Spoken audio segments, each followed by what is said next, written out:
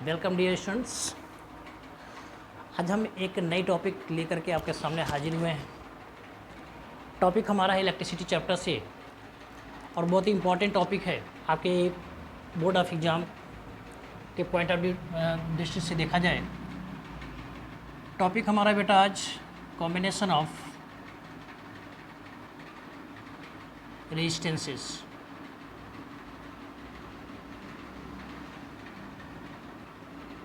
Combination of resistances, अगर मान लीजिए सर्किट में दो या दो से अधिक रेजिस्टेंस दिए गए हों, फिर हम उस सर्किट में सभी रेजिस्टेंस को किस तरीके से कंबाइन करते हैं। तो रेजिस्टेंस को कंबाइन करने का हमारे पास दो मेथड होता है। पहला इन सीरीज कॉम्बिनेशन,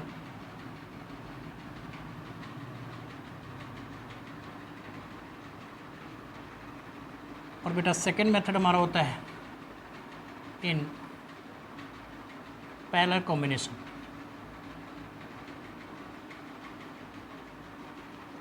हम सर्किट में दो या दो से अधिक अगर रेजिस्टेंस दिया गया है तब सर्किट में टोटल रेजिस्टेंस की वैल्यू कैलकुलेट करने के लिए हम दो मेथड का सहारा लेते हैं, या सीरीज कॉम्बिनेशन या फिर पैरेलल कॉम्बिनेशन।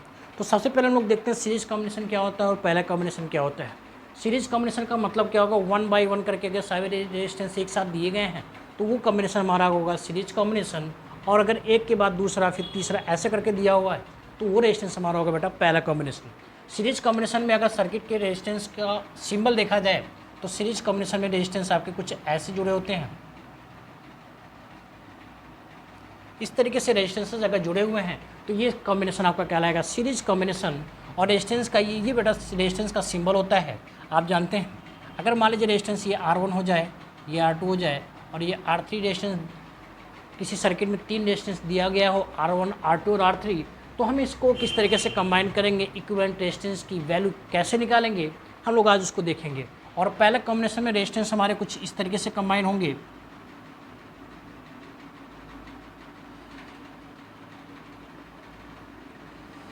अगर हमारा रेजिस्टेंस कुछ ऐसा दिया गया हो तो ये कॉम्बिनेशन हमारा कहलाएगा पैरेलल कॉम्बिनेशन। पैरेलल कॉम्बिनेशन में रेजिस्टेंस अगर दिए गए हों तो उनका कॉम्बिनेशन किस तरीके से होगा, हम लोग आज इसको देखेंगे। तो सबसे पहले देखते हैं इन सीरीज कॉम्बिनेशन। मान लीजिए किसी सर्किट में रेजिस्टेंस कुछ इस तरीके से कनेक्ट किया गया हो,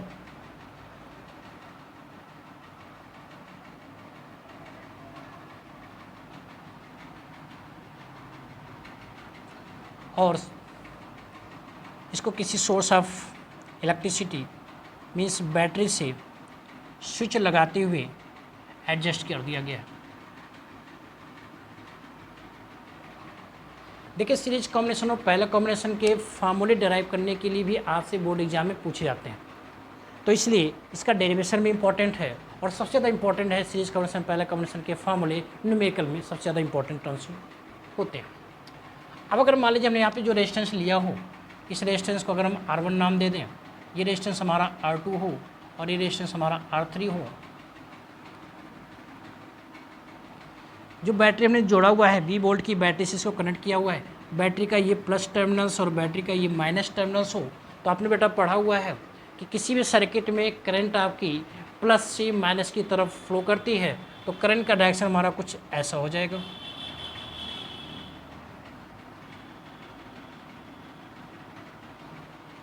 राइट। अब जब हमने 20 वोल्ट की बैटरी जोड़ा हुआ है तो चूंकि रेजिस्टेंस अलग अलग हो गए, तो रेजिस्टेंस अलग अलग होने की वजह से बैटरी के अलग अलग टर्मिनल्स भी बन जाएंगे। हम मानते हैं कि R1 रेजिस्टेंस के पास जो टर्मिनल्स बना वो टर्मिनल्स आपका हुआ A to B, terminal A to B, और इस टर्मिनल के बीच मानते हैं कि वोल्टेज हमारा डिवाइड हो गया और ये वोल्टेज बना V1। दूसरा टर्मिनल्स बना B to C और इस टर्मिनल्स के बीच वोल्टेज मान लीजिए डिवाइड हुआ और वोल्टेज बन गया आपका B2। और फिर अगला टर्मिनल्स बनेगा R3 रेजिस्टेंस की वजह से, और ये रेजिस्टेंस अगर मान लीजिए ये टर्मिनल्स हम मान लें C to D हुआ और इन रेजिस्टेंस पर वोल्टेज आपका डिवाइड हो गया V3। अब यहाँ पे आपके दिमाग में एक क्वेश्चन बन रहा होगा बेटा कि वोल्टेज क्यों डिवाइड हो रहा है, हम अलग अलग टर्मिनल्स क्यों ले रहे हैं, B1 B2 B3 क्यों डिवाइड कर रहे हैं।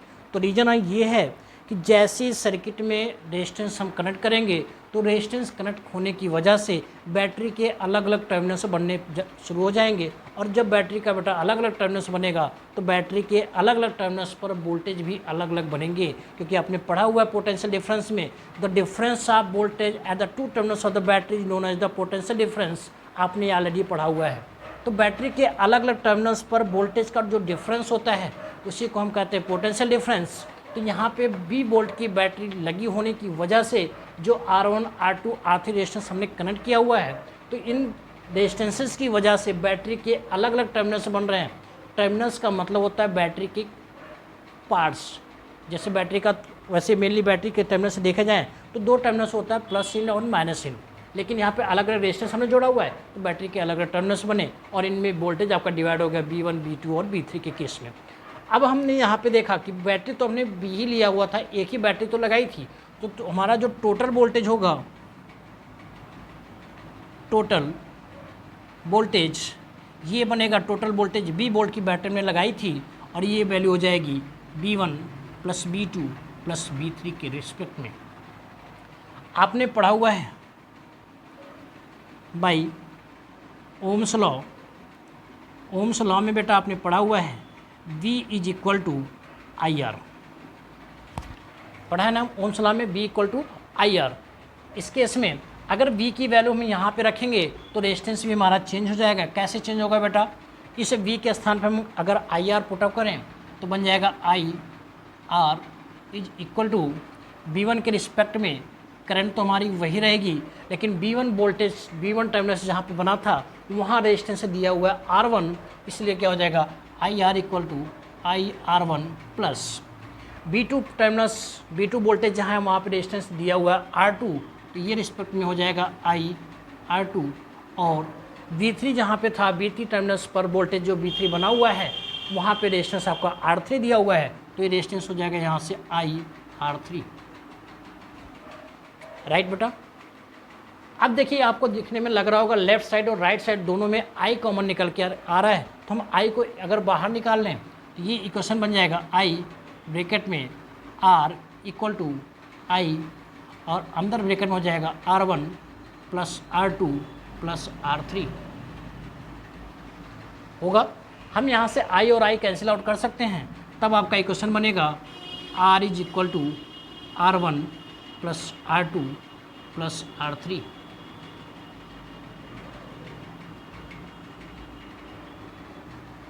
ये इक्वेशन बन जाएगा बेटा।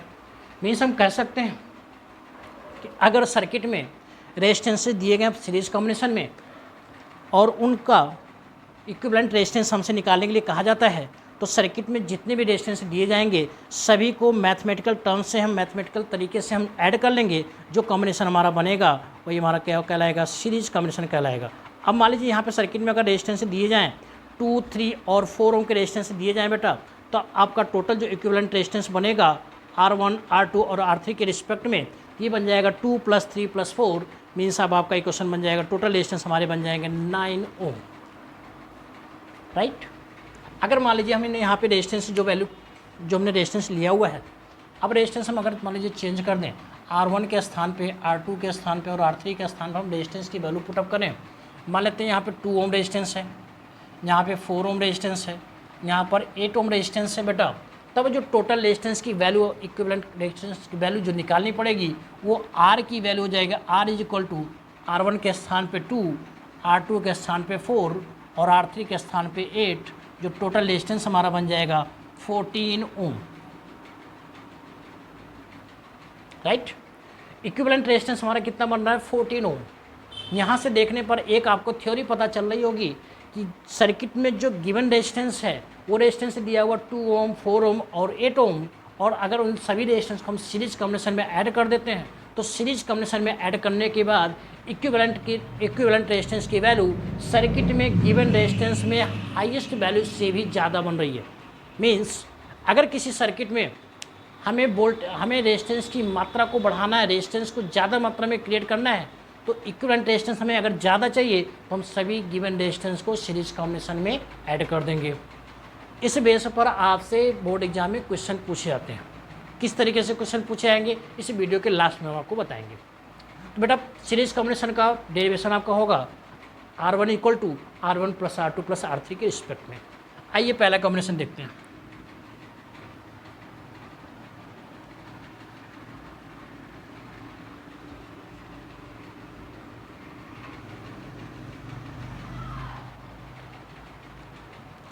पहला कॉम्बिनेशन में मान लीजिए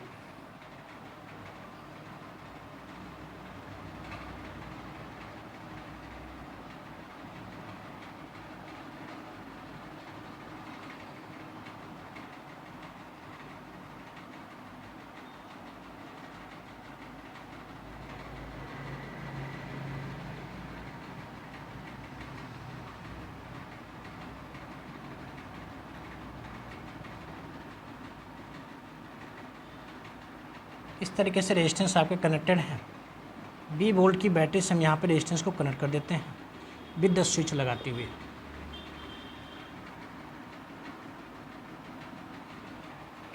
राइट, अब मान लेते हैं जो ऊपर रेजिस्टेंस दिया हुआ है, अगर वो रेजिस्टेंस R1 हो, ये रेजिस्टेंस R2 हो जाए और सबसे लास्ट का रेजिस्टेंस R3 हो बेटा, 20 वोल्ट की बैटरी से रेजिस्टेंस कनेक्टेड है। अब यहाँ पे क्या होगा, क्योंकि हमने सोर्स ऑफ इलेक्ट्रिसिटी जोड़ा हुआ है बैटरी के रिस्पेक्ट में, तो बैटरी जैसी बैटरी ऑन की कंडीशन में होगी, स्विच यहाँ पे ऑन की कंडीशन में है, इस केस में स्विच जैसे ही ऑन होगा बेटा 20 वोल्ट की बैटरी से करंट फ्लो करना शुरू करेगा। और करंट का डायरेक्शन क्या होता है, प्लस टू माइनस, बैटरी का ये प्लस इन, बैटरी का ये माइनस इन होगा। करंट आपकी इस डायरेक्शन से फ्लो होनी शुरू होगी। यहाँ तक करंट पहुँचने में किसी को कोई समस्या नहीं होगी भाई, करंट यहाँ से सीधा जाएगा और यहाँ तक तो पहुँच जाएगा। लेकिन इस पॉइंट पे आने के बाद आप अगर देख पा रहे हैं बेटा, तो इस पॉइंट पे आने के बाद अब करंट को 3 रास्ते मिल जा रहे हैं, 3 अलग अलग डायरेक्शन मिल जा रहा है। इस केस में क्या होगा, अब जब 3 अलग अलग डायरेक्शन मिल जाएंगे ना, तो करंट आपकी क्या होगी, डाइवर्ट हो जाएगी। अलग अलग रास्ते पर करंट क्या हो जाएगी, फ्लो करनी शुरू हो जाएगी। हम सपोज करते हैं अगर इस डायरेक्शन में जो करंट पहुँची है, अगर वो R1 है, सीधे डायरेक्शन जो करंट गई हुई है उसको करंट को हम लोग I1 से डिनोट करते हैं बेटा।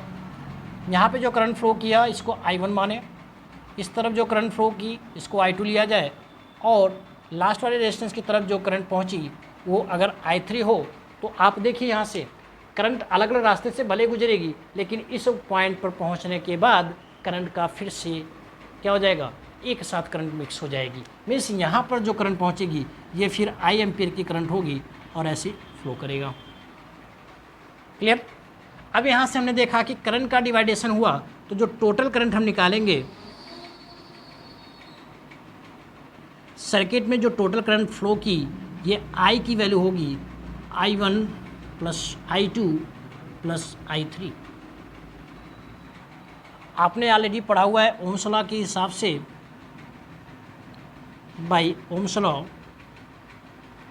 V is equal to IR। अगर हम यहाँ से बेटा I की वैल्यू कैलकुलेट करें, तो I की जो वैल्यू होगी I इज इक्वल टू हो जाएगा V डिवाइडेड बाई R। चूँकि हमें I निकालना है, तो B के रिस्पेक्ट में R आपका क्या होगा, नीचे की तरफ डिवाइड हो जाएगा। तो I की जो वैल्यू बनेगी B डिवाइडेड बाई R आपका हो जाएगा। अब यहाँ से अगर हम देखें, इन I के स्थान पे हम अगर I की ये वैल्यू पुटअप करें, तो बेटा I के स्थान पे हो जाएगा V by R।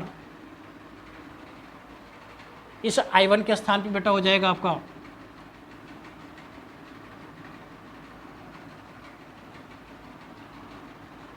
B upon R1। I1 के पास मतलब I1 जिस तरफ करंट फ्लो की है वहाँ पर रेजिस्टेंस दिया हुआ R1, प्लस I2 के स्थान पे करंट आपकी रेजिस्टेंस कौन सा था, R2 रेजिस्टेंस दिया हुआ है, मीन्स हो जाएगा R2, और यहाँ पे जो रेजिस्टेंस हो जाएगा ये B डिवाइडेड बाई R3 बनेगा। राइट। अब देखने से लग रहा होगा लेफ्ट साइड और राइट साइड दोनों के केस में वोल्टेज हमारा कॉमन है, तो वोल्टेज को बाहर निकालेंगे, तो जब V बाहर आ जाएगा तो अंदर इक्वेशन बनेगा 1 डिवाइडेड बाई R। मीन्स कर सकते हो 1 बाई R बचेगा बेटा। इस केस में भी आपका B बाहर कर लीजिए, ये हो जाएगा 1 upon R1 plus 1 by R2 plus 1 upon R3 होगा।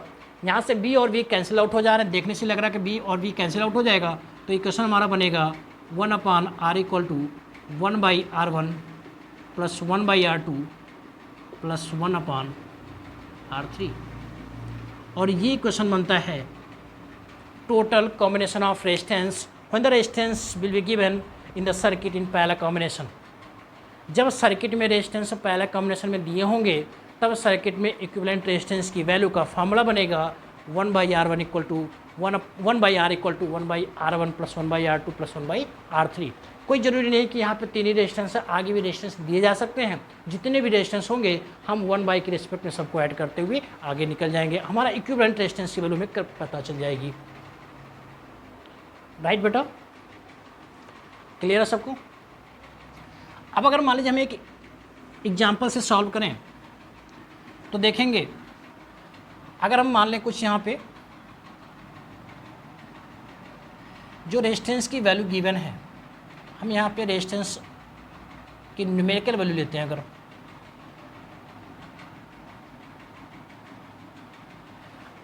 मान लीजिए सपोज करें रेजिस्टेंस हमने ले लिया 2 ओम, 4 ओम और 8 ओम ने रेजिस्टेंस लिया हुआ है, ठीक है ना बेटा। तो जो इक्विवेलेंट रेजिस्टेंस की वैल्यू बनेगी वो आपका इक्वेशन इस फार्मूले पर जब पुटअप करेंगे तो 1/R equal to 1/2 plus 1/4 plus 1/8 बनेगा। राइट, टोटल एलसीएम ले लेंगे, आपका एलसीएम आ जाएगा 16 1/R इक्वल टू, ठीक है ना। यहाँ तक क्लियर बेटा? एलसीएम लेना तो सबको आता होगा। अब देखिए इधर बनेगा 8, यहाँ होगा 4, यहाँ पे बनेगा 2। तो जो हमारा टोटल रेजिस्टेंस बन रहा है 1/R equal to 8 4 12 plus 2 14 divided by 16। हमें R की वैल्यू चाहिए तो R निकालने के लिए बेटा क्या हो जाएगा 16 डिवाइडेड बाई 14 होगा, कैंसिल आउट कर दें, ये बनेगा 8/7 या इसी को लिख सकते हैं 1.1 ओम लिखा जा सकता है।